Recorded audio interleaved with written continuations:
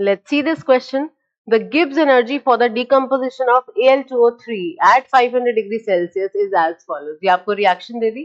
The potential difference needed for electrolytic reduction of Al2O3 और इसकी delta G की value दी हुई है. तो यहाँ पर हम delta G is equal to minus NF into E cell apply करेंगे. अब देखो delta G आपको question में दिया हुआ है. ई सेल आपसे पूछा है, फैराडे की वैल्यू 96500 होती है, बस हमें एन कैलकुलेट करना है. जैसे ही हमें एन पता चल गया हम फॉर्मूले में वैल्यू डालेंगे और हमें आंसर मिल जाएगा.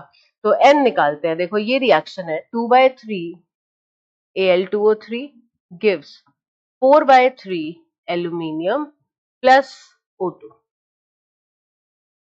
ठीक है. अगर मैं इसका ऑक्सीडेशन स्टेट लिखूं तो ध्यान दो, एल्यूमिनियम यहाँ पे +3 ऑक्सीडेशन स्टेट में है और ऑक्सीजन यहाँ पे -2 ऑक्सीडेशन स्टेट में है. यहाँ पे एल्यूमिनियम 0 और ऑक्सीजन भी 0.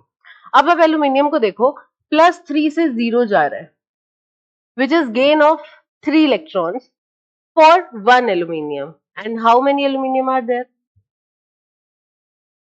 4/3.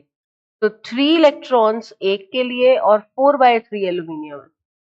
तो देखो कितना आ गया, ये 4 इलेक्ट्रॉन का गेन आ गया. आप ऐसे ही ऑक्सीजन के लिए भी चेक कर सकते हो. ऑक्सीजन -2 से 0 जा रहा है, मतलब gain of loss of 2 electrons for 1 oxygen. और ऐसे कितने ऑक्सीजन है अगेन? 6/3. तो अगर इसको मैं 6/3 करती हूँ तो ये कितना आ गया?